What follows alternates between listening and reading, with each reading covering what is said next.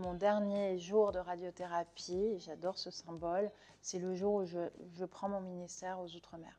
D'accord. Okay. En fait, le même jour. Le même jour. Vous faites le vendredi, c'est dingue. Le matin, je fais ma dernière radiothérapie. L'après-midi, je suis sur le perron du ministère des Outre-mer, sur le tapis rouge, pour faire la passation de pouvoir avec Sébastien Lecornu. Comment vous vivez cette journée-là? Elle est dingue.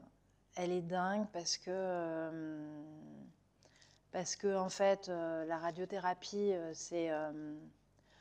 moi, je l'ai vécu comme étant quelque chose en fait, de très immobilisant, de très bloquant. Moi, j'aime être libre, j'aime pouvoir partir, et en fait, la radiothérapie, c'est tous les jours à la même heure, votre rendez-vous, etc. Et donc, en fait, vous êtes bloqué. J'avais l'impression d'avoir un fil, Et en fait, le fait de faire ce dernier jour, déjà, c'est... ça y est, quoi.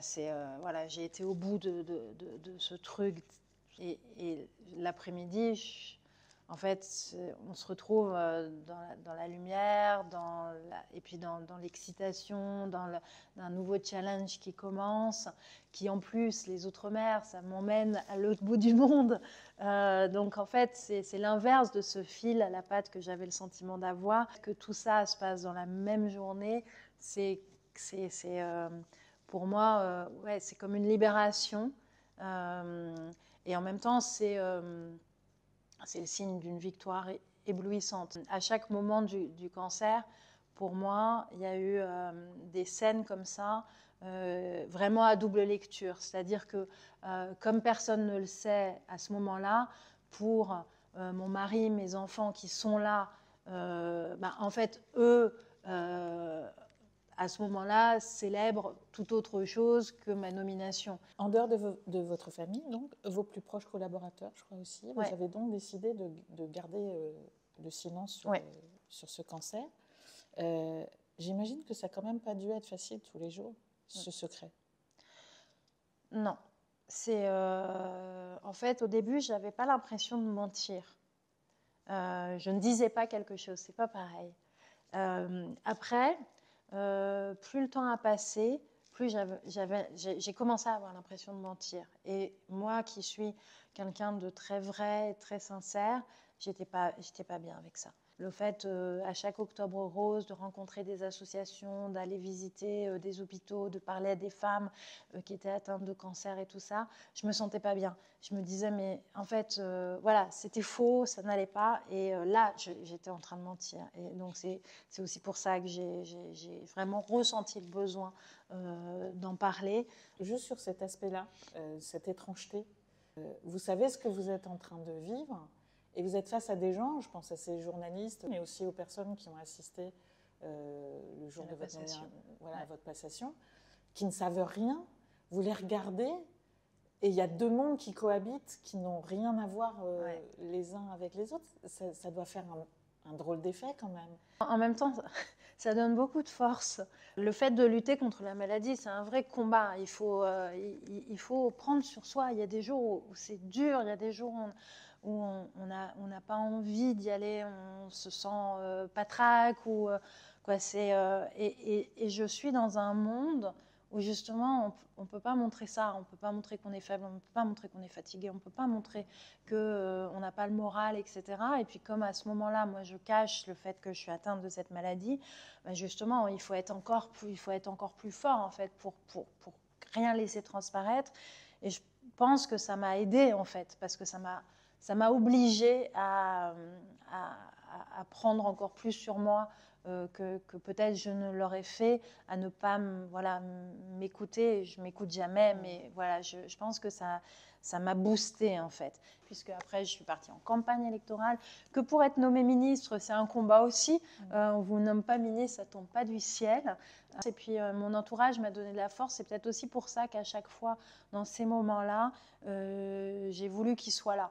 Parce qu'à chaque fois, là pour le coup, c'est des victoires personnelles et familiales Et donc c'est important Ça aussi. marquait.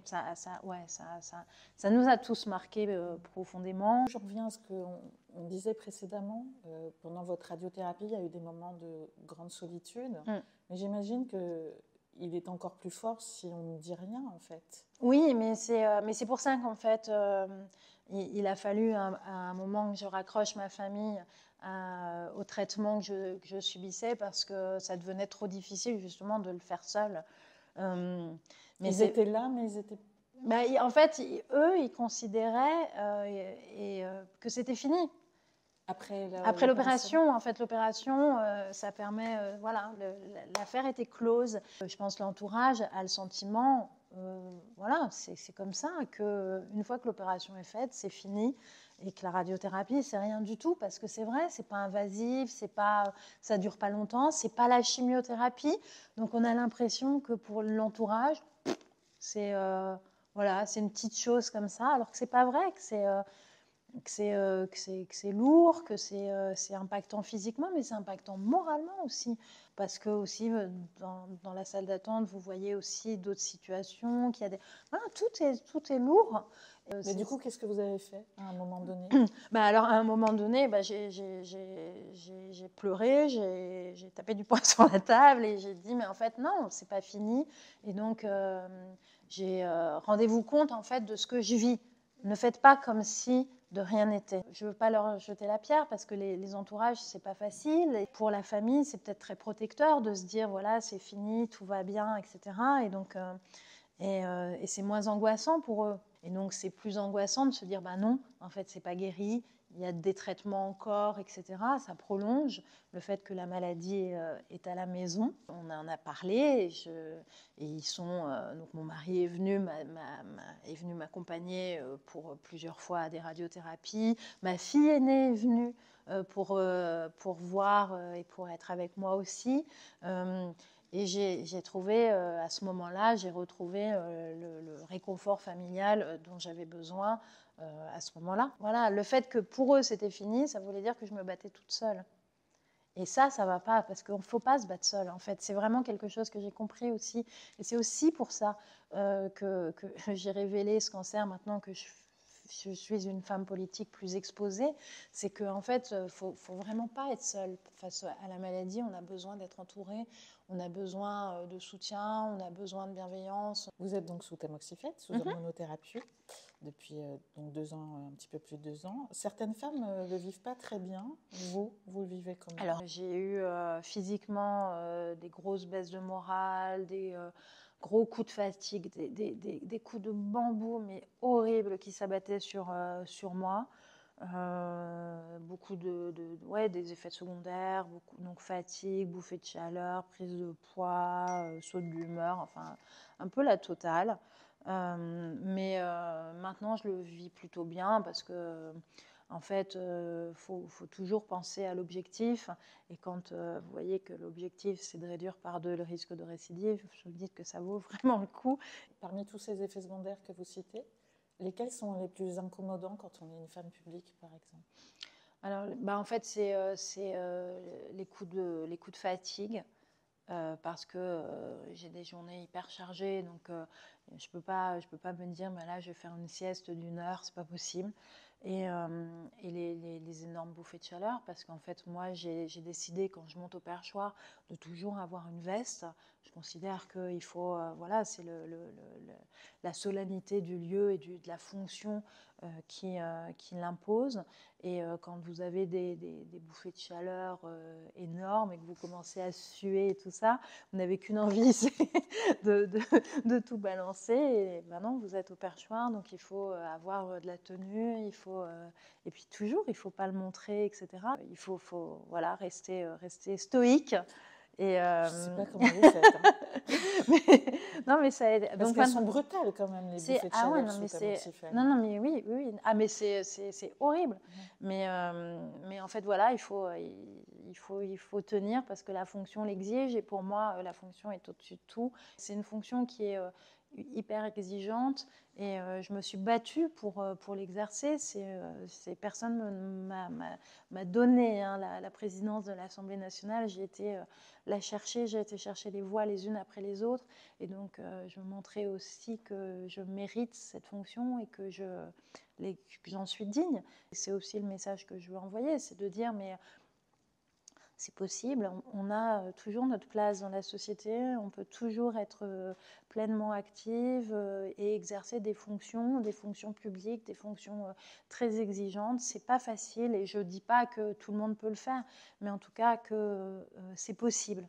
C'est un message qu'il faut adresser aux personnes qui ne sont pas malades, de se dire mais changer de regard sur les personnes qui sont malades.